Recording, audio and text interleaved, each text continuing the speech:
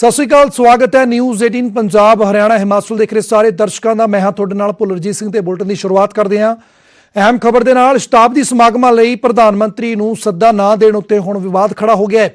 Punjab BJP ਨੇ ਇਸ ਦੇ ਉੱਪਰ ਇਤਰਾਜ਼ ਜਤਾਇਆ। ਉਹਨਾਂ ਨੇ ਕਿਹਾ ਕਿ ਐਸਜੀਪੀਸੀ ਦੇ फैसला बिल्कुल गलत है। न्यूज़ 18 उपर बीजेपी आगू हरजीत गरेवाल बोले ने। उन्होंने कहा कि एक परिवार के लिए हो रहा है एसजीपीसी का इस्तेमाल। तो सीधे तौर पर उन्होंने कहा कि सुखबीर बादल ने एसजीपीसी नूं निजी जायदाद बनाया होया। श्री गुरु तेग बहादुर जी के शताब्दी समारोह उत्ते होना है समागम, जिस दे विच हुण प्रधान मंत्री नूं ना बुलाउण दा फैसला एसजीपीसी दे वल्लों लिया गया, जिस दे उपर हुण सियासत भी गरमा चुकी है।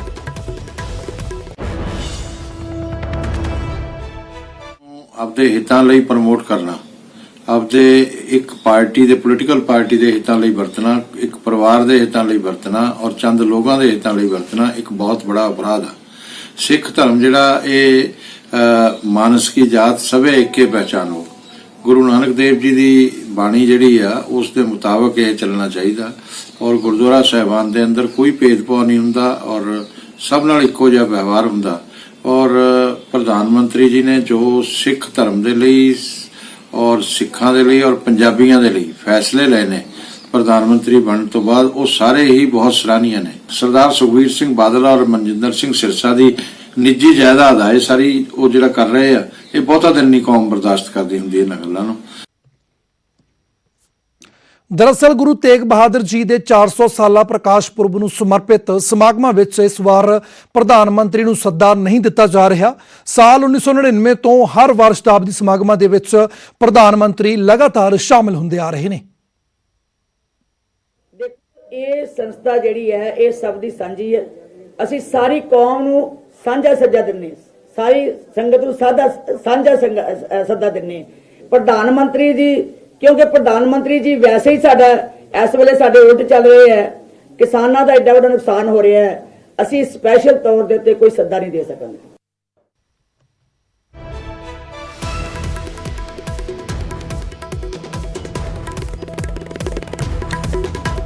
ਤਾਂ ਸੱਦਾ ਨਾ ਦਿੱਤੇ ਜਾਣ ਨੂੰ ਲੈ ਕੇ ਵਿਵਾਦ ਖੜਾ ਹੋ ਗਿਆ ਹੈ। ਬੀਜੇਪੀ ਇਸ ਨੂੰ ਸਿਆਸਤ ਤੋਂ ਪ੍ਰੇਰਿਤ ਬਿਆਨ ਦੱਸ ਰਹੀ ਹੈ। ਤਾਂ 1999 ਤੋਂ ਲੈ ਕੇ ਹੁਣ ਤੱਕ ਜਿੰਨੇ ਵੀ ਸ਼ਤਾਬਦੀ ਸਮਾਗਮ ਹੋਏ ਨੇ ਸ਼੍ਰੀ ਗੁਰੂ ਤੇਗ ਬਹਾਦਰ ਜੀ ਦੇ, ਤਾਂ ਉਸ ਦੇ ਵਿੱਚ ਪ੍ਰਧਾਨ ਮੰਤਰੀ ਨੇ ਸ਼ਮੂਲੀਅਤ ਕੀਤੀ ਹੈ। ਤਾਂ ਇਸ ਵਾਰ ਵੀ ਸ਼ਤਾਬਦੀ ਸਮਾਗਮ ਮਨਾਏ ਜਾਣੇ ਨੇ। 400 ਸਾਲਾ ਪ੍ਰਕਾਸ਼ ਪੁਰਬ ਜਿਹੜਾ ਉਹ ਸਮਰਪਿਤ ਸਮਾਗਮ ਹੋਣਾ, ਜਿਸ ਦੇ ਵਿੱਚ ਪ੍ਰਧਾਨ ਮੰਤਰੀ ਨੂੰ ਸੱਦਾ ਨਹੀਂ ਦਿੱਤਾ ਜਾ ਰਿਹਾ। ਐਸਜੀਪੀਸੀ ਦੇ ਵੱਲੋਂ ਇਹ ਬਿਆਨ ਆਇਆ, ਜਿਸ ਤੋਂ ਬਾਅਦ ਬੀਜੇਪੀ ਨੇ ਇਸ ਨੂੰ ਕਰੜੇ ਹੱਥੀ ਲੈਂਦਿਆਂ ਹੋਇਆਂ ਸ਼ਬਦੀ ਹਮਲੇ ਕੀਤੇ ਨੇ। ਸਿੱਧੇ ਤੌਰ ਦੇ ਉੱਪਰ ਬੀਜੇਪੀ ਆਗੂਆਂ ਨੇ ਕਿਹਾ ਕਿ ਸੁਖਬੀਰ ਬਾਦਲ ਦੇ ਕਹਿਣ ਦੇ ਉੱਪਰ ਅਜਿਹਾ ਬਿਆਨ ਦਿੱਤਾ ਗਿਆ ਹੈ ਕਿਉਂਕਿ ਐਸਜੀਪੀਸੀ ਨੂੰ ਸੁਖਬੀਰ ਬਾਦਲ ਨੇ ਨਿੱਜੀ ਪ੍ਰਾਪਰਟੀ ਬਣਾਇਆ ਹੋਇਆ। ਇਹ ਕਿਹਾ ਬੀਜੇਪੀ ਆਗੂ ਹਰਜੀਤ ਗਰੇਵਾਲ ਨੇ। ਤਾਂ ਗੱਲਬਾਤ ਕਰਦੇ ਹਾਂ, ਸਾਡੇ ਨਾਲ ਇਸ ਵੇਲੇ ਸ਼੍ਰੋਮਣੀ ਅਕਾਲੀ ਦਲ ਦੇ ਸੀਨੀਅਰ ਆਗੂ ਵਿਰਸਾ ਸਿੰਘ ਬਲਟੋਹਾ ਜੁੜ ਰਹੇ ਨੇ। ਬਲਟੋਹਾ ਜੀ, ਇਲਜ਼ਾਮ ਲੱਗ ਰਹੇ ਨੇ ਕਿ ਐਸਜੀਪੀਸੀ ਦੇ ਉੱਪਰ ਸਿੱਧੇ ਤੌਰ ਦੇ ਉੱਪਰ ਪੂਰਨ ਰੂਪ ਉੱਪਰ ਸੁਖਬੀਰ ਸਿੰਘ ਬਾਦਲ ਨੇ ਕਬਜ਼ਾ ਕੀਤਾ ਹੋਇਆ ਔਰ ਉਹਨਾਂ ਦੇ ਚੱਲਦੇ ਅਜਿਹਾ ਬਿਆਨ ਉਹਨਾਂ ਵੱਲੋਂ ਦਵਾਇਆ ਗਿਆ ਜਿਹੜਾ ਐਸਜੀਪੀਸੀ ਨੇ ਬਿਆਨ ਦਿੱਤਾ ਹੈ। ਦੇਖੋ ਭੁੱਲਰ ਸਾਹਿਬ, ਜਿਹੜੇ ਦੇਸ਼ ਦੇ ਪ੍ਰਧਾਨ ਮੰਤਰੀ ਹੁੰਦੇ ਨੇ ਬਹੁਤ ਵੱਡੀ ਸਤਿਕਾਰਤ ਹਸਤੀ ਹੁੰਦੇ ਨੇ, ਪਰ ਜਿਸ ਤਰ੍ਹਾਂ ਦੇ ਹਾਲਾਤ ਦੇਸ਼ ਦੇ ਪ੍ਰਧਾਨ ਮੰਤਰੀ ਸ਼੍ਰੀ ਨਰਿੰਦਰ ਮੋਦੀ ਜੀ ਨੇ ਪੈਦਾ ਕੀਤੇ ਨੇ ਕਿ ਕਿਸਾਨੀ ਨੂੰ ਖਤਮ ਕਰਤੇ ਤੁਲੇ ਹੋਏ ਨੇ, ਕਿਸਾਨੀ ਦੇ ਵਿਰੋਧ ਚ ਆਣ ਕੇ ਖੜ ਗਏ ਨੇ, ਪੰਜਾਬ ਦੇ ਵਿਰੋਧ ਚ ਆਣ ਕੇ ਖੜ ਗਏ ਨੇ। ਔਰ ਜਿਸ ਤਰ੍ਹਾਂ ਦੇ ਉਹਨਾਂ ਨੇ ਹਾਲਾਤ ਪੈਦਾ ਕੀਤੇ ਨੇ ਤੇ ਜਿਸ ਤਰ੍ਹਾਂ ਉਹ ਪੰਜਾਬੀਆਂ ਦੀਆਂ ਭਾਵਨਾਵਾਂ ਦੇ ਨਾਲ, ਧਰਮ ਨੂੰ ਮੰਨਣ ਵਾਲੇ ਲੋਕਾਂ ਦੀਆਂ ਭਾਵਨਾਵਾਂ ਦੇ ਨਾਲ ਔਰ ਸਿੱਖ ਸਮਾਜ ਜਿਨ੍ਹਾਂ ਨੂੰ ਗੁਰੂ ਨਾਨਕ ਸੱਚੇ ਪਾਤਸ਼ਾਹ ਜੀ ਨੇ ਖੇਤੀ ਦਾ ਕਿੱਤਾ ਦਿੱਤਾ ਆ, ਕਿਰਤ ਕਰਨਾ, ਨਾਮ ਜਪਣਾ, ਵੰਡ ਛਕਣ ਦਾ ਸੰਦੇਸ਼ ਦਿੱਤਾ ਆ ਜੀ, ਤੇ ਜੇ ਉਸ ਕਿੱਤੇ ਦੇ ਉੱਤੇ ਹੀ ਦੇਸ਼ ਦੇ ਸਤਿਕਾਰਯੋਗ ਪ੍ਰਧਾਨ ਮੰਤਰੀ ਸਾਹਿਬ ਹਮਲਾ ਬੋਲ ਦੇਣਗੇ ਤੇ ਫਿਰ ਅਜਿਹੇ ਹਾਲਾਤ ਹੋਣਗੇ ਤੇ ਫਿਰ ਕਿਸੇ ਵੀ ਤਰ੍ਹਾਂ ਮੁਨਾਸਬ ਨਹੀਂ ਬਿਲਕੁਲ ਕਿ ਦੇਸ਼ ਬਿਲकुल ਦੇ ਬਲਟੋਹਾ ਸਾਹਿਬ ਪ੍ਰਧਾਨ ਤੁਸੀਂ ਬਣੇ ਰਹੋ ਸਾਡੇ ਨਾਲ। ਤਾਂ ਤੁਸੀਂ ਸਿੱਧੇ ਤੌਰ ਦੇ ਉੱਪਰ ਕਹਿ ਰਹੇ ਹੋ ਕਿ ਪ੍ਰਧਾਨ ਮੰਤਰੀ ਸਹੀ ਨਹੀਂ ਕਰ ਰਹੇ ਕਿਸਾਨਾਂ ਨਾਲ, ਤੁਸੀਂ ਬਣੇ ਰਹੋ। ਥੋੜੀ ਦੇਰ ਬਾਅਦ ਫਿਰ ਤੁਹਾਡੇ ਕੋਲ ਸਾਡੇ ਨਾਲ ਤਰੁਣ ਚੁੱਗ ਜੁੜ ਰਹੇ ਨੇ, ਬੀਜੇਪੀ ਤੋਂ ਸੀਨੀਅਰ ਆਗੂ ਨੇ। ਤਾਂ ਚੁੱਗ ਜੀ, ਸਿੱਧੇ ਤੌਰ ਦੇ ਉੱਪਰ ਵਿਰਸਾ ਸਿੰਘ ਬਲਟੋਹਾ ਨੇ ਕਿਹਾ ਕਿ ਪ੍ਰਧਾਨ ਮੰਤਰੀ ਜੋ ਦੇਸ਼ ਦੇ ਹਾਲਾਤ ਨੇ ਖਾਸ ਤੌਰ ਦੇ ਉੱਪਰ ਕਿਸਾਨੀ ਦੇ, ਉਸ ਦੇ ਲਈ ਸਿੱਧੇ ਤੌਰ ਦੇ ਉੱਪਰ ਪ੍ਰਧਾਨ ਮੰਤਰੀ ਜ਼ਿੰਮੇਵਾਰ ਨੇ। ऐसा है कि मैं दुखद मानना है घटना नूं कि श्रोमणी गुरुद्वारा प्रबंधक कमेटी ने जिहड़ा यह फैसला लिता है कि पहली बारी प्रधानमंत्री नूं उत्थे नहीं बुलाया जा रहा शताब्दी समारोह च। मैं समझना बड़ा दुखद है। प्रधानमंत्री देश का प्रधानमंत्री हुंदा है, किसी एक किते का, किसी एक व्यक्ति का। और असीं उन्हां प्रधानमंत्रियों ते सद्दे रहे हैं जिन्हां ने श्री हरमंदर साहब ते टैंक चढ़ाते, जिन्हां ने ब्लू स्टार और ब्लैक थंडर 2 ऑपरेशन किए। उस पार्टी के प्रधानमंत्री नूं ते श्रोमणी कमेटी सद्दी रही, जिन्हां ने गलियां च टायर पा के दिल्ली के अंदर सिख भाईचारे के लोगों नूं निशाना रख के मारिया। और केवल मारिया ही नहीं, जम्मू उत्थे गुरुद्वारे, एजुकेशन इंस्टीट्यूशन जला दिते। और वो इतिहासक जिहड़ा हमला सी, दंगा सी, ਉਹਦੇ बावजूद असीं प्राइम मिनिस्टर नूं उत्थे बुलांदे रहे। लेकिन वो प्राइम मिनिस्टर जिहड़ा पिछले 6 सालों च सिख भाईचारे की कोई भी ऐसी चीज नहीं जिहड़ी पेंडिंग रही होवे, जिहड़ी उन्होंने अपने कार्यकाल च ना पूरी की होवे। 84 के कतलो गारत के जिहड़े परचे सी उन्हां नूं रीओपन किया, उन्हां नूं रीओपन करके उन्हां ते कार्रवाइयां कराइयां। और अज सज्जन कुमार जेल च है और बाकी जेल च जाने की तैयारी च ने। वो प्रधानमंत्री जी ने 1984 च जिहड़ा श्री हरमंदर साहब च विदेश तो पैसा आना बंद सी, वो प्रधानमंत्री जी ने उन्हें वापस करा के उसे चालू कराया। उस प्रधानमंत्री को असीं बुला नहीं रहे जिन्हें करतारपुर साहब की साडी अरदास जिहड़ी 1947 तो असीं करते आ रही सी, उस अरदास नूं पूरा कर दिता। उस प्रधानमंत्री नूं असीं नहीं बुला रहे, लेकिन टैंक चलाने वाले पार्टी के प्रधान बिल्कुल साहब ਤਾਂ ਬਲਟੋਹਾ ਸਾਹਿਬ ਵੀ ਬਣੇ, ਉਹਨਾਂ ਤੋਂ ਰਿਐਕਸ਼ਨ ਲੈਣਾ। ਬਲਟੋਹਾ ਸਾਹਿਬ ਸਿੱਧੇ ਤੌਰ ਦੇ ਉੱਪਰ ਕਹਿ ਰਹੇ ਨੇ ਕਿ ਕਿਸ ਬਿਹਾਫ ਦੇ ਉੱਪਰ ਤੁਸੀਂ ਇਹ ਬਲੇਮ ਲਾ ਰਹੇ ਹੋ। ਪ੍ਰਧਾਨ ਮੰਤਰੀ ਹਮੇਸ਼ਾ ਹੀ ਪੰਜਾਬ ਦੇ ਹੱਕਾਂ ਦੇ ਲਈ ਖੜ੍ਹੇ ਨੇ। ਉਹਨਾਂ ਨੂੰ ਉਦਾਹਰਨ ਦਿੱਤੀ ਆ, ਕਰਤਾਰਪੁਰ ਕੋਰੀਡੋਰ ਦੀ ਗੱਲ ਕੀਤੀ ਆ, 84 ਦੀ ਜਿਹੜੀ ਕਤਲੋਗਾਰਤ ਹੋਈ ਸੀ ਉਸ ਦੇ ਮੁਲਜ਼ਮਾਂ ਨੂੰ ਜਿਹੜੀ ਸਜ਼ਾ ਦੀ ਗੱਲ ਕੀਤੀ ਹੋਵੇ ਉਹਦਾ ਵੀ ਜ਼ਿਕਰ ਕੀਤਾ। ਤਾਂ ਉਹਨਾਂ ਨੇ ਕਿਹਾ ਕਿ ਕਿਸ ਬਿਹਾਫ ਦੇ ਉੱਪਰ ਤੁਸੀਂ ਇਹ ਗੱਲ ਕਹਿ ਰਹੇ ਹੋ ਕਿ ਉਹ ਕਿਸਾਨ ਤੈਸੀ ਜਾਂ ਫਿਰ ਲੋਕਾਂ ਦੇ ਭਲੇ ਲਈ ਕੰਮ ਨਹੀਂ ਕਰ ਰਹੇ। ਬਲਟੋਹਾ ਸਾਹਿਬ ਤੁਹਾਡਾ ਰਿਐਕਸ਼ਨ ਲੈਣਾ ਚਾਹੁੰਦਾ ਮੈਂ ਇਸ ਦੀ।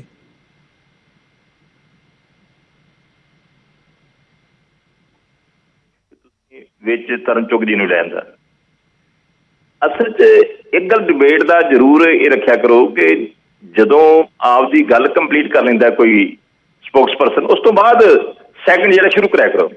ਹੁਣ ਪਹਿਲੀ ਤਾਂ ਗੱਲ ਹੈ ਕਿ ਕੋਈ ਸ਼੍ਰੋਮਣੀ ਗੁਰਦੁਆਰਾ ਪ੍ਰਬੰਧਕ ਕਮੇਟੀ ਨੇ ਕਿਸੇ ਵੀ ਤਰ੍ਹਾਂ ਦਾ ਅਜਿਹਾ ਅਜੇ ਕੋਈ ਫੈਸਲਾ ਨਹੀਂ ਕੀਤਾ। ਇੱਕ ਪ੍ਰੈਸ ਕਾਨਫਰੰਸ ਦੇ ਵਿੱਚ ਕਿਸੇ ਪੱਤਰਕਾਰ ਵੱਲੋਂ ਸਵਾਲ ਕੀਤਾ ਗਿਆ ਜੀ ਕਿ ਜਿਹੜਾ ਧੰਨ ਸ਼੍ਰੀ ਗੁਰੂ ਤੇਗ ਬਹਾਦਰ ਸੱਚੇ ਪਾਤਸ਼ਾਹ ਜੀ ਦਾ 400 ਸਾਲਾ ਸ਼ਤਾਬਦੀ ਆ ਰਹੀ ਹੈ ਪ੍ਰਕਾਸ਼ ਪੁਰਬ ਨੂੰ ਲੈ ਕੇ, ਕੀ ਉਹਦੇ ਉੱਤੇ ਦੇਸ਼ ਦੇ ਪ੍ਰਧਾਨ ਮੰਤਰੀ ਨਰਿੰਦਰ ਮੋਦੀ ਜੀ ਨੂੰ ਸੱਦਾ ਦਿੱਤਾ ਜਾਏਗਾ? ਤੇ ਸ਼੍ਰੋਮਣੀ ਗੁਰਦੁਆਰਾ ਪ੍ਰਬੰਧਕ ਕਮੇਟੀ ਦੀ ਪ੍ਰਧਾਨ ਬੀਬੀ ਜਗੀਰ ਕੌਰ ਜੀ ਹੋਰਾਂ ਨੇ ਕਿਹਾ ਕਿ ਜਿਸ ਤਰ੍ਹਾਂ ਦੇ ਹਾਲਾਤ ਨੇ, ਜਿਸ ਤਰ੍ਹਾਂ ਦਾ ਕਿਸਾਨੀ ਮਸਲਾ ਪੈਦਾ ਹੋਇਆ ਆ ਤੇ ਕਿਸਾਨੀ ਦੇ ਵਿਰੋਧ ਆਣ ਕੇ ਖੜੋਤੇ ਨੇ, ਤੇ ਸ਼ਾਇਦ ਅਜਿਹਾ ਸੰਭਵ ਨਾ ਹੋ ਸਕੇ। ਉਹਨਾਂ ਨੇ ਇੱਕ ਪ੍ਰੈਸ ਦੇ ਸਵਾਲ ਦੇ ਉੱਤੇ ਜਵਾਬ ਦਿੱਤਾ। ਨਾਲ ਹੀ ਉਹਨਾਂ ਕਿਹਾ, ਜਦੋਂ ਅਗਲਾ ਸਵਾਲ ਕੀਤਾ ਗਿਆ ਪੱਤਰਕਾਰਾਂ ਵੱਲੋਂ ਕਿ ਜੇ ਉਹ ਕਿਸਾਨਾਂ ਦੀਆਂ ਮੰਗਾਂ ਮੰਨ ਲੈਂਦੇ ਨੇ ਤੇ ਫਿਰ ਉਹਨਾਂ ਕੀ ਕਿਹਾ, ਉਹਨਾਂ ਅਗਲੇ ਪਾਸੇ ਕਿਹਾ ਕਿ ਅੰਨਾ ਕੀ ਭਾਲੇ ਜਾ ਰੱਖੀਆਂ। ਇਸ ਤੋਂ ਵਧੀਆ ਖੁਸ਼ੀ ਵਾਲੀ ਗੱਲ ਕੀ ਹੋ ਸਕਦੀ ਹੈ? ਅਸੀਂ ਵੈਲਕਮ ਵੀ ਕਰਾਂਗੇ, ਅਸੀਂ ਜੀ ਆਇਆਂ ਨੂੰ ਵੀ ਕਹਾਂਗੇ, ਅਸੀਂ ਸਵਾਗਤ ਵੀ ਕਰਾਂਗੇ, ਹੋਰ ਵੀ ਸਨਮਾਨ ਕਰਾਂਗੇ। ਔਰ ਮੈਂ ਸਭ ਤੋਂ ਪਹਿਲਾਂ ਗੱਲ ਕੀਤੀ ਹੈ ਕਿ ਦੇਸ਼ ਦੇ ਪ੍ਰਧਾਨ ਮੰਤਰੀ ਸਤਿਕਾਰਯੋਗ ਹੁੰਦੇ ਨੇ ਜੀ। ਔਰ ਧੰਨ ਸ਼੍ਰੀ ਗੁਰੂ ਤੇਗ ਬਹਾਦਰ ਸੱਚੇ ਪਾਤਸ਼ਾਹ ਗੁਰਬਾਣੀ 'ਚ ਦਰਜ ਹੈ, ਤਿਲਕ ਜੰਜੂ ਰਾਖਾ ਪ੍ਰਭ ਤਾਕਾ, ਕੀਨੋ ਬੜੋ ਕਲੂ ਮੈਂ ਸਾਕਾ। ਜਿਨ੍ਹਾਂ ਨੇ ਤਿਲਕ ਤੇ ਜੰਜੂ ਦੀ ਰੱਖਿਆ ਦੀ ਖਾਤਰ ਆਪਣਾ ਆਪ ਕੁਰਬਾਨ ਕੀਤਾ, ਆਪਣੀ ਸ਼ਹੀਦੀ ਦਿੱਤੀ।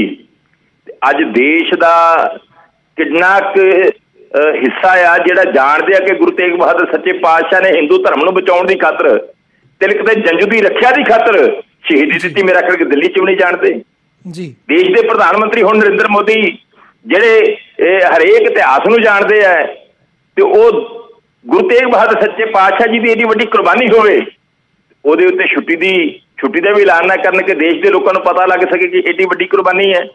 ਤੇ ਸਭ ਤੋਂ ਵੱਡੀ ਗੱਲ ਜਿਹੜੀ ਹੈ, ਸਾਡੀ ਬੇਨਤੀ ਹੈ ਕਿ ਜਿਹੜੇ ਹਾਲਾਤ ਪੈਦਾ ਹੋਏ ਨੇ, ਕਾਲੇ ਕਾਨੂੰਨਾਂ ਵਾਲਾ ਮਸਲਾ ਪੈਦਾ ਹੋਇਆ, ਕਿਸਾਨੀ ਸੰਘਰਸ਼ ਸ਼ੁਰੂ ਹੋਇਆ, ਦੇਸ਼ ਦੇ ਪ੍ਰਧਾਨ ਮੰਤਰੀ ਜਿਹੜੇ ਪਹਿਲ ਕਦਮੀ ਕਰਨ ਤੇ ਸਿੱਖ ਕੌਮ ਜਿਹੜੀ ਹੈ, ਸ਼੍ਰੋਮਣੀ ਗੁਰਦੁਆਰਾ ਪ੍ਰਬੰਧਕ ਕਮੇਟੀ ਜਿਹੜੀ ਹੈ, ਉਹ ਉਹਨਾਂ ਦਾ ਅੱਗੇ ਨਾਲ ਵੀ ਵੱਧ ਚੜ ਕੇ ਮਾਣ ਤੇ ਸਨਮਾਨ ਕਰੇਗੀ ਕਿ ਦੇਸ਼ ਦੇ ਪ੍ਰਧਾਨ ਮੰਤਰੀ ਨੇ ਲੋਕਾਂ ਦੀਆਂ ਭਾਵਨਾਵਾਂ ਦੀ ਕਦਰ ਕੀਤੀ ਹੈ।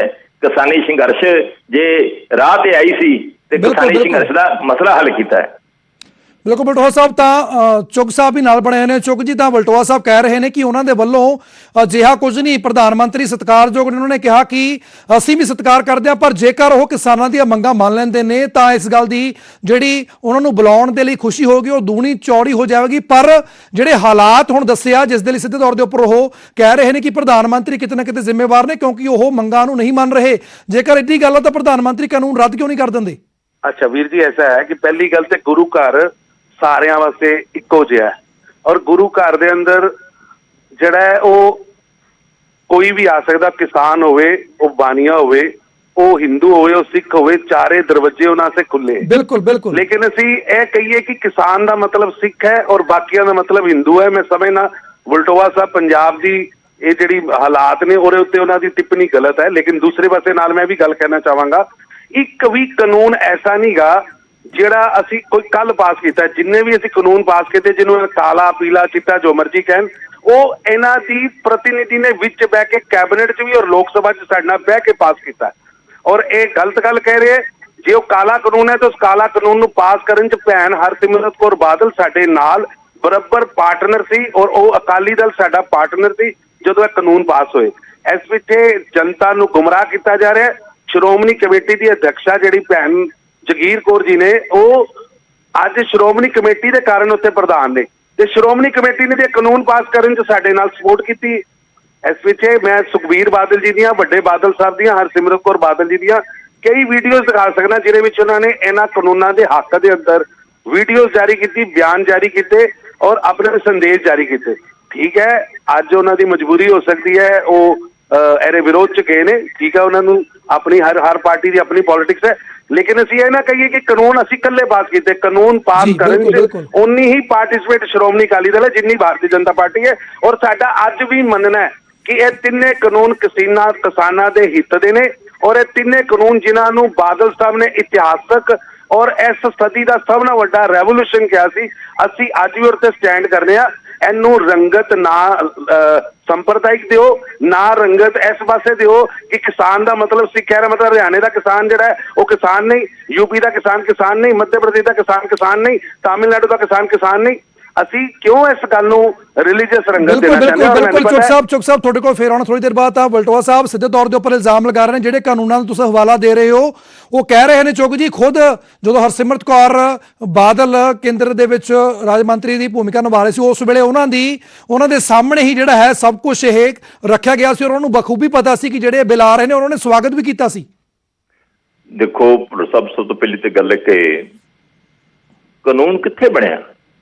ਜਿਸ ਦਿਨ ਇਹ ਬਿੱਲ ਦੇ ਰੂਪ 'ਚ ਪਾਰਲੀਮੈਂਟ ਦੇ ਵਿੱਚ ਆਏ, ਅਸੀਂ ਉਦੋਂ ਤੱਕ ਪੂਰੀ ਕੋਸ਼ਿਸ਼ ਕੀਤੀ ਕਿ ਜੋ ਕਿਸਾਨ ਚਾਹੁੰਦੇ ਨੇ, ਜਿਹੜੇ ਕਿਸਾਨਾਂ ਦੇ ਖਦਸ਼ੇ ਨੇ, ਸ਼ੰਕੇ ਨੇ, ਉਹ ਦੂਰ ਕੀਤੇ ਜਾਣ ਔਰ ਇਹਦੇ ਵਿੱਚ ਸੋਧਾਂ ਕੀਤੀਆਂ ਜਾਣ। ਪਹਿਲਾਂ ਗੱਲ ਵੀ ਸੋਧਾਂ ਦੀ ਚੱਲਦੀ ਸੀ, ਕਿਸਾਨਾਂ ਦੀ ਮੰਗ ਵੀ ਮੁੱਢਲੇ ਰੂਪ 'ਚ ਸ਼ੁਰੂਆਤ ਦੇ ਵਿੱਚ ਸੋਧਾਂ ਦੀ ਗੱਲ ਸੀਗੀ। ਅਸੀਂ ਅੰਦਰ ਖਾਤੇ ਪੂਰਾ ਜ਼ੋਰ ਲਾਇਆ ਔਰ ਇੱਥੋਂ ਤੱਕ ਵੀ ਕੋਸ਼ਿਸ਼ ਕੀਤੀ ਕਿ ਪਾਰਲੀਮੈਂਟ ਦੇ ਵਿੱਚ ਬਿੱਲ ਲਿਆਉਣ ਤੋਂ ਪਹਿਲੋਂ ਜਿਹੜਾ ਆ ਇਹਨੂੰ ਜਿਹੜਾ ਸਿਲੈਕਟ ਕਮੇਟੀ ਨੂੰ ਭੇਜ ਦਿੱਤਾ ਜਾਵੇ, ਅਜੇ ਇਹਨੂੰ ਪੈਂਡਿੰਗ ਰੱਖ ਲਿਆ ਜਾਵੇ। ਪਰ ਸਾਡੀਆਂ ਸਾਰੀਆਂ ਕੋਸ਼ਿਸ਼ਾਂ ਜਦੋਂ ਨਿਸਫਲ ਹੋਈਆਂ ਤੇ ਫਿਰ ਅਸੀਂ ਜਿਸ ਦਿਨ ਇਹਨੂੰ ਕਾਨੂੰਨ ਦਾ ਰੂਪ ਦਿੱਤਾ ਜਾਣਾ ਸੀ, ਬਿੱਲ ਦੇ ਰੂਪ ਵਿੱਚ ਪਾਰਲੀਮੈਂਟ 'ਚ ਪੇਸ਼ ਕੀਤਾ ਗਿਆ, ਡਟ ਕੇ ਵਿਰੋਧ ਕੀਤਾ ਔਰ ਬੀਬਾ ਹਰਸਿਮਰਤ ਕੌਰ ਬਾਦਲ ਨੇ ਦੇਸ਼ ਦੀ ਵਜ਼ੀਰੀ ਯੂਨੀਅਨ ਮਿਨਿਸਟਰੀ ਤੋਂ ਅਸਤੀਫਾ ਦਿੱਤਾ। ਇਸ ਕਰਕੇ ਜਿਹੜਾ ਦੂਸਰੀ ਗੱਲ ਜਿਹੜੀ ਹੈ ਕਿ ਤੋਮਰ ਸਾਹਿਬ ਵੀ ਇਸ ਗੱਲ ਨੂੰ ਮੀਡੀਆ 'ਚ ਸਪਸ਼ਟ ਕਰ ਚੁੱਕੇ ਨੇ ਕਿ ਜਿਸ ਦਿਨ ਕੈਬਨਿਟ 'ਚ ਇਹ ਬਿੱਲ ਆਏ ਸੀਗੇ, ਜਿਸ ਦਿਨ ਇਹ ਕੈਬਨਿਟ ਦੇ ਵਿੱਚ ਗੱਲ ਆਈ ਸੀਗੀ ਇਹਨਾਂ ਬਿੱਲਾਂ ਨੂੰ ਲੈ ਕੇ, ਤੇ ਹਰਸਿਮਰਤ ਕੌਰ ਜੀ ਨੇ ਉਸ ਸਮੇਂ ਵੀ ਇਹਦੇ ਉੱਤੇ ਖਦਸ਼ੇ ਜ਼ਾਹਰ ਕੀਤੇ ਸੀ, ਸ਼ੰਕੇ ਜ਼ਾਹਰ ਕੀਤੇ ਸੀ। ਇਹਨਾਂ ਬਾਰੇ ਉਹਨਾਂ ਨੇ ਇੱਥੋਂ ਤੱਕ ਕਿਹਾ ਸੀਗਾ ਕਿ ਕਿਸਾਨਾਂ ਨੂੰ ਪੁੱਛ ਲੈਣਾ ਚਾਹੀਦਾ ਹੈ। ਇਹ ਤੋਮਰ ਸਾਹਿਬ ਦੀ ਸਟੇਟਮੈਂਟ ਹੈ। ਬਿਲਕੁਲ, ਮਤਲਬ ਕੁੱਲ ਮਿਲਾ ਕੇ ਜਦ ਗੱਲ ਨਹੀਂ ਸੁਣੀਗੀ ਤਾਂ ਉਹਨਾਂ ਨੇ ਅਸਤੀਫਾ ਦੇ ਦਿੱਤਾ। ਬਿਲਕੁਲ ਠੀਕ ਹੈ ਬਲਟੋਹਾ ਸਾਹਿਬ, ਠੀਕ ਹੈ ਫਿਲਹਾਲ ਸਮਾਂ ਹੋਰ ਇਜਾਜ਼ਤ ਨਹੀਂ ਹੈ। ਫਿਲਹਾਲ ਦੇ ਲਈ ਬਹੁਤ ਬਹੁਤ ਧੰਨਵਾਦ ਬਲਟੋਹਾ ਸਾਹਿਬ ਔਰ ਤਰੁਣ ਚੁੱਗ, ਤੁਹਾਡਾ ਵੀ ਬਹੁਤ ਬਹੁਤ ਧੰਨਵਾਦ ਸਾਨੂੰ ਆਪਣਾ ਸਮਾਂ ਦੇਣ ਲਈ। ਤਾਂ ਵਿਵਾਦ ਜਾਰੀ ਹੈ ਪੀਐਮ ਨੂੰ ਸੱਦੇ ਨੂੰ ਲੈ ਕੇ। ਤਾਂ ਗੱਲ ਕਰਦੇ ਹਾਂ ਹੁਣ ਅਗਲੀ ਖਬਰ ਦੇ ਉੱਪਰ ਚੱਲਦੇ ਹਾਂ। ਪੰਜਾਬ ਦੇ ਵਿੱਚ ਕੱਲ ਤੋਂ ਖੁੱਲਣਗੇ ਸਾਰੇ ਸਕੂਲ। ਜੀ ਹਾਂ, 5ਵੀਂ ਤੋਂ 12ਵੀਂ ਦੇ ਵਿਦਿਆਰਥੀਆਂ ਲਈ ਇਹ ਸਕੂਲ ਖੋਲੇ ਜਾਣਗੇ। ਸਿੱਖਿਆ ਮੰਤਰੀ ਵਿਜੇ ਇੰਦਰ ਸਿੰਗਲਾ ਨੇ ਇਸ ਦਾ ਐਲਾਨ ਕੀਤਾ ਔਰ 5ਵੀਂ ਤੋਂ 12ਵੀਂ ਦੇ ਵਿਦਿਆਰਥੀਆਂ ਦੇ ਲਈ 7 ਜਨਵਰੀ ਤੋਂ ਮੁੜ ਸਕੂਲ ਖੋਲੇ ਜਾਣਗੇ। ਤਾਂ ਇਹ ਕਿਹਾ ਸਿੱਖਿਆ ਮੰਤਰੀ ਵਿਜੇ ਇੰਦਰ ਸਿੰਗਲਾ ਨੇ। ਉਹਨਾਂ ਨੇ ਕਿਹਾ ਕਿ ਸਕੂਲ ਸਿੱਖਿਆ ਦੇ ਜਿੰਨੇ ਵੀ ਪ੍ਰਬੰਧਕ ਨੇ ਉਹਨਾਂ ਨੂੰ ਕੋਵਿਡ-19 ਦੀਆਂ ਸਾਰੀਆਂ ਹੀ ਸਾਵਧਾਨੀਆਂ ਦੀ ਸਖਤੀ ਨਾਲ ਪਾਲਣਾ ਕਰਨ ਲਈ ਨਿਰਦੇਸ਼ ਵੀ ਜਾਰੀ ਕਰ ਦਿੱਤੇ ਗਏ ਨੇ। ਤਾਂ ਵੱਡੀ ਖਬਰ ਇਸ ਵੇਲੇ ਦੀ 5ਵੀਂ ਤੋਂ ਲੈ ਕੇ 12ਵੀਂ ਤੱਕ ਦੇ 7 ਜਨਵਰੀ ਜਾਣੀ ਕਿ ਕੱਲ ਤੋਂ ਸਾਰੇ ਹੀ ਸਕੂਲ ਖੋਲੇ ਜਾਣਗੇ ਔਰ ਕੋਵਿਡ-19 ਦੇ ਜਿਹੜੇ ਵੀ ਰੂਲਸ ਐਂਡ ਰੈਗੂਲੇਸ਼ਨ ਨੇ, ਜਿਹੜੀਆਂ ਵੀ ਗੱਲਾਂ ਦਾ ਧਿਆਨ ਰੱਖਣਾ ਉਸ ਦੇ ਸੰਬੰਧਿਤ ਜਿਹੜੇ ਨੇ ਉਹ ਨਿਰਦੇਸ਼ ਜਾਰੀ ਕਰ ਦਿੱਤੇ ਗਏ ਨੇ ਔਰ ਸਖਤੀ ਨਾਲ ਉਹਨਾਂ ਦੀ ਪਾਲਣਾ ਕੀਤੀ ਜਾਵੇਗੀ। ਤਾਂ ਪੰਜਾਬ ਦੇ ਸਕੂਲ ਜਿਹੜੇ ਸਿੱਖਿਆ ਮੰਤਰੀ ਨੇ ਵਿਜੇ ਇੰਦਰ ਸਿੰਗਲਾ ਨੇ ਖੁਦ ਇਸ ਗੱਲ ਦਾ ਐਲਾਨ ਕੀਤਾ। ਉਹਨਾਂ ਨੇ ਕਿਹਾ ਕਿ ਨਾਲ ਹੀ ਮਾਪਿਆਂ ਦੀ ਪੜ੍ਹਾਈ ਸੰਬੰਧੀ ਫਿਕਰਮੰਦੀ ਦੇ ਮੱਦੇਨਜ਼ਰ ਜਿਹੜਾ ਕਿਹਾ ਕਿ ਉਹਨਾਂ ਨੇ ਸੂਬਾ ਸਰਕਾਰ ਨੇ ਫੈਸਲਾ ਲਿਆ ਔਰ 7 ਜਨਵਰੀ ਜਾਣੀ ਕਿ ਕੱਲ ਤੋਂ ਜਿਹੜਾ ਹੈ ਉਹ 5ਵੀਂ ਤੋਂ ਲੈ ਕੇ 12ਵੀਂ ਤੱਕ ਦੇ ਸਾਰੇ ਸਰਕਾਰੀ, ਅਰਧ ਸਰਕਾਰੀ ਅਤੇ ਪ੍ਰਾਈਵੇਟ ਸਕੂਲ ਮੁੜ ਤੋਂ ਖੋਲ੍ਹਣ ਦਾ ਫੈਸਲਾ ਕੀਤਾ ਹੈ। ਤਾਂ ਇਸ ਫੈਸਲੇ ਵਿੱਚ ਇਹ ਵੀ ਐਲਾਨ ਕੀਤਾ ਗਿਆ ਕਿ ਜਿਹੜਾ ਸਕੂਲਾਂ ਦਾ ਸਮਾਂ ਹੈ ਉਹ ਸਵੇਰੇ 10 ਵਜੇ ਤੋਂ ਦੁਪਹਿਰ 3 ਵਜੇ ਤੱਕ ਰਹੇਗਾ।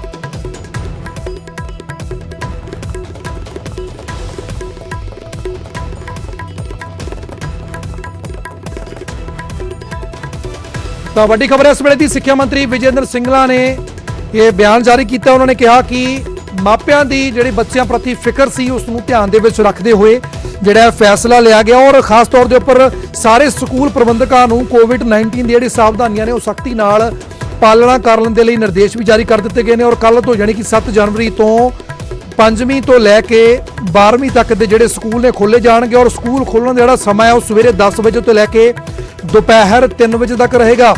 ਸਿਰਫ 5ਵੀਂ ਤੋਂ 12ਵੀਂ ਜਮਾਤ ਦੇ ਵਿਦਿਆਰਥੀ ਹੀ ਇਹਨਾਂ ਸਕੂਲਾਂ ਦੇ ਵਿੱਚ ਕਲਾਸਾਂ ਲਗਾਉਣ ਦੀ ਉਹਨਾਂ ਨੂੰ ਆਗਿਆ ਦਿੱਤੀ ਜਾਵੇਗੀ ਔਰ ਖਾਸ ਤੌਰ ਦੇ ਉੱਪਰ ਉਹਨਾਂ ਨੇ ਕਿਹਾ ਕਿ ਕੋਵਿਡ ਜਿਹੜਾ ਕਰੋਨਾ ਦਾ ਕਾਲ ਚੱਲ ਰਿਹਾ ਇਸ ਨੂੰ ਧਿਆਨ ਦੇ ਵਿੱਚ ਰੱਖਦੇ ਹੋਏ ਇਸ ਦੇ ਜਿਹੜੀਆਂ ਜ਼ਰੂਰੀ ਹਦਾਇਤਾਂ ਨੇ ਉਸ ਨੂੰ ਸਖਤੀ ਦੇ ਨਾਲ ਉਹਨਾਂ ਦੀ ਪਾਲਣਾ ਕਰਨ ਦੇ ਲਈ ਜਿਹੜੇ ਪ੍ਰਬੰਧਕੀ ਵਿਭਾਗ ਨੇ ਜਾਂ ਫਿਰ ਜਿਹੜੇ ਵੀ ਪ੍ਰਬੰਧਕ ਨੇ ਸਕੂਲ ਉਹਨਾਂ ਨੂੰ ਇਸ ਸੰਬੰਧਿਤ ਨਿਰਦੇਸ਼ ਜਾਰੀ ਕਰ ਦਿੱਤੇ ਗਏ ਨੇ ਔਰ ਸਖਤੀ ਦੇ ਨਾਲ ਉਹਨਾਂ ਦੇ ਉੱਪਰ ਅਮਲਾਂ ਦੇ ਲਈ ਵੀ ਗੌਰ ਫਰਮਾਉਣ ਨੂੰ ਕਿਹਾ ਗਿਆ। ਤਾਂ ਇਸ ਵੇਲੇ ਦੀ ਵੱਡੀ ਤੇ ਅਹਿਮ ਖਬਰ ਕੱਲ ਤੋਂ ਜਿਹੜੀ ਕਿ 7 ਜਨਵਰੀ ਤੋਂ ਜਿਹੜੇ ਸਕੂਲ ਮੁੜ ਤੋਂ ਖੋਲੇ ਜਾਣੇ ਨੇ 5ਵੀਂ ਤੋਂ 12ਵੀਂ ਤੱਕ ਦੇ ਜਿਹੜੇ ਸਕੂਲਾਂ ਦਾ ਸਮਾਂ ਖੋਲਣ ਦਾ ਉਹ 10 ਵਜੇ ਤੋਂ ਦੁਪਹਿਰ 3 ਵਜੇ ਤੱਕ ਰਹੇਗਾ। ਤਾਂ ਗੱਲਬਾਤ ਕਰਦੇ ਹਾਂ ਮੇਰੇ ਸਹਿਯੋਗੀ ਪੰਕਜ ਕਪਾਈ ਜੁੜ ਰਹੇ ਨੇ। ਪੰਕਜ, ਤਾਂ ਲੰਮੇ ਸਮੇਂ ਬਾਅਦ ਕਹਿ ਰਹੇ ਹਾਂ ਕਿ ਫਿਰ ਤੋਂ ਕੱਲ ਤੋਂ ਸਕੂਲ ਖੁੱਲਣ ਜਾ ਰਹੇ ਨੇ ਔਰ ਫਿਲਹਾਲ 5ਵੀਂ ਤੋਂ ਲੈ ਕੇ 12ਵੀਂ ਤੱਕ ਜਿਹੜੇ ਬੱਚੇ ਨੇ ਉਹਨਾਂ ਨੂੰ ਹੀ ਕਲਾਸਾਂ ਲਾਉਣ ਦੀ ਇਜਾਜ਼ਤ ਦਿੱਤੀ ਜਾਵੇਗੀ।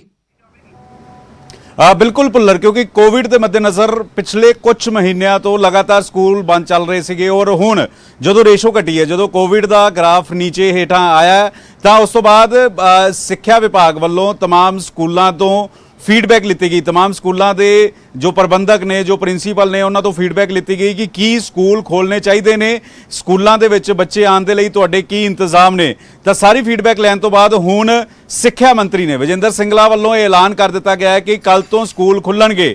ਕੱਲ ਤੋਂ 5ਵੀਂ ਕਲਾਸ ਤੋਂ ਲੈ ਕੇ 12ਵੀਂ ਕਲਾਸ ਤੱਕ ਸਕੂਲ ਖੁੱਲਣਗੇ। ਇਸ ਵੇਲੇ ਦੀ ਸਭ ਤੋਂ ਵੱਡੀ ਖਬਰ ਨਿਊਜ਼ 18 ਆਪਣੇ ਦਰਸ਼ਕਾਂ ਤੱਕ ਪਹੁੰਚਾ ਰਿਹਾ ਹੈ ਕਿ ਕੱਲ ਸਵੇਰੇ 10 ਵਜੇ ਤੋਂ ਲੈ ਕੇ ਦੁਪਹਿਰ 3 ਵਜੇ ਤੱਕ ਸਕੂਲ ਜਿਹੜੇ ਨੇ ਉਹ ਖੁੱਲਣਗੇ, ਕਿਉਂਕਿ ਕੋਵਿਡ ਦਾ ਗ੍ਰਾਫ ਹੇਠਾਂ ਆਇਆ। ਕੋਵਿਡ ਦਾ ਗ੍ਰਾਫ ਬੇहद ਹੇਠਾਂ ਆਇਆ, ਲੇਕਿਨ ਜਿਹੜੇ ਸਕੂਲ ਖੁੱਲਣਗੇ ਸਾਰੇ ਹੀ ਸਕੂਲ ਖੁੱਲਣਗੇ, ਚਾਹੇ ਪ੍ਰਾਈਵੇਟ ਹੋਣ ਜਾਂ ਫਿਰ ਸਰਕਾਰੀ ਹੋਣ। ਔਰ ਉਹਨਾਂ ਸਕੂਲਾਂ ਨੂੰ ਕੋਵਿਡ ਦੀਆਂ तमाम ਗਾਈਡਲਾਈਨ, ਜੋ ਵੀ ਗਾਈਡਲਾਈਨ ਸਰਕਾਰ ਦੀਆਂ ਨੇ, ਕੇਂਦਰ ਸਰਕਾਰ ਦੀਆਂ ਨੇ, ਸੂਬਾ ਸਰਕਾਰ ਦੀਆਂ ਨੇ, ਕਿਸ ਤਰੀਕੇ ਦੇ ਨਾਲ ਬੱਚਿਆਂ ਦੇ ਵਿੱਚ ਸੋਸ਼ਲ ਡਿਸਟੈਂਸ ਦਾ ਖਿਆਲ ਰੱਖਣਾ ਹੈ, ਕਿਸ ਤਰੀਕੇ ਦੇ ਨਾਲ ਮਾਸਕ ਲਗਾ ਕੇ ਰੱਖਣੇ ਨੇ ਔਰ ਇੱਕ ਬੈਂਚ ਤੇ ਇੱਕ ਬੱਚਾ ਹੀ ਬੈਠ ਸਕੇਗਾ, ਇਹ तमाम ਗਾਈਡਲਾਈਨ ਨੂੰ ਫੋਲੋ ਕਰਦੇ ਹੋਏ ਸਕੂਲ ਜਿਹੜੇ ਨੇ ਉਹ ਖੁੱਲਣਗੇ ਔਰ ਬੱਚੇ ਜਿਹੜੇ ਨੇ ਉਹ ਸਕੂਲ ਜਾ ਸਕਣਗੇ। ਕਿਉਂਕਿ ਜਦੋਂ ਸਿੱਖਿਆ ਵਿਭਾਗ ਵੱਲੋਂ, ਪੰਜਾਬ ਸਿੱਖਿਆ ਵਿਭਾਗ ਵੱਲੋਂ ਸਕੂਲ ਅਧਿਕਾਰੀਆਂ ਨਾਲ ਗੱਲਬਾਤ ਕੀਤੀ ਗਈ, ਫੀਡਬੈਕ ਲਿੱਤੀ ਗਈ ਕਿ ਕੀ ਸਕੂਲ ਖੋਲ੍ਹਣ ਦੇ ਲਈ तमाम ਸਕੂਲ ਪ੍ਰਬੰਧਕ ਤਿਆਰ ਨੇ, ਪੂਰੇ ਇੰਤਜ਼ਾਮ ਕੀਤੇ ਗਏ ਨੇ, ਤਾਂ ਫੀਡਬੈਕ ਇਹ ਮਿਲੀ ਕਿ ਸਕੂਲ ਖੋਲ੍ਹਣ ਦੇ ਲਈ तमाम ਸਕੂਲ ਪ੍ਰਬੰਧਕ ਤਿਆਰ ਨੇ। ਅਸੀਂ ਜਿਹੜੀ ਕੋਵਿਡ ਦੀਆਂ ਪੂਰੀਆਂ ਗਾਈਡਲਾਈਨ ਦਾ ਖਿਆਲ ਰੱਖਾਂਗੇ ਔਰ ਹੁਣ ਕੱਲ ਤੋਂ ਸਕੂਲ ਜਿਹੜੇ ਨੇ ਉਹ 5ਵੀਂ ਕਲਾਸ ਤੋਂ ਲੈ ਕੇ 12ਵੀਂ ਤੱਕ ਦੇ ਸਕੂਲ ਦੇ ਬੱਚੇ ਜਿਹੜੇ ਨੇ ਉਹ ਸਕੂਲ ਜਾ ਸਕਣਗੇ। ਕੋਵਿਡ ਦੀ ਗਾਈਡਲਾਈਨ ਨੂੰ ਧਿਆਨ 'ਚ ਰੱਖਦੇ ਹੋਏ ਬੱਚੇ ਜਿਹੜੇ ਨੇ ਵਿਦਿਆਰਥੀ ਜਿਹੜੇ ਨੇ ਉਹ ਸਕੂਲ ਜਾ ਸਕਣਗੇ ਔਰ ਸਵੇਰੇ 10 ਵਜੇ ਤੋਂ ਲੈ ਕੇ ਦੁਪਹਿਰ 3 ਵਜੇ ਤੱਕ ਸਕੂਲ ਜਿਹੜੇ ਨੇ ਉਹ ਪੁੱਲਰ ਖੁੱਲਣਗੇ। ਇਸ ਵੇਲੇ ਦੀ ਸਭ ਤੋਂ ਅਹਿਮ ਜਾਣਕਾਰੀ ਦਰਸ਼ਕਾਂ ਤੱਕ ਪਹੁੰਚਾ ਰਹੇ ਹਾਂ। ਬਿਲਕੁਲ ਪੰਕਜ, ਤਾਂ ਤੁਸੀਂ ਸਾਡੇ ਨਾਲ ਬਣੇ ਰਹੋ, ਥੋੜੀ ਦੇਰ ਬਾਅਦ ਫਿਰ ਤੁਹਾਡੇ ਕੋਲ ਆਵਾਂਗੇ। ਪਰ ਇਸ ਵੇਲੇ ਦੀ ਵੱਡੀ ਖਬਰ, ਕੱਲ ਤੋਂ ਸਕੂਲ ਖੁੱਲਣਗੇ ਔਰ 5ਵੀਂ ਤੋਂ ਲੈ ਕੇ 12ਵੀਂ ਤੱਕ ਇਹ ਸਕੂਲ ਖੋਲੇ ਜਾਣੇ ਨੇ। ਤਾਂ ਪੰਕਜ, ਥੋੜੀ ਦੇਰ ਬਾਅਦ ਫਿਰ ਤੁਹਾਡੇ ਕੋਲ ਆ ਰਹੇ ਹਾਂ। ਇੱਥੇ ਵੇੜਾ ਹੋ ਚੱਲਿਆ ਕਿ ਛੋਟੇ ਜਿਹੇ ਕਮਰਸ਼ੀਅਲ ਬ੍ਰੇਕ ਦਾ। ਤੁਸੀਂ ਬਣੇ ਰਹੋ ਨਿਊਜ਼ 18 ਪੰਜਾਬ ਦੇ ਨਾਲ। और भी है रास्ते जीवन साथी पाने के।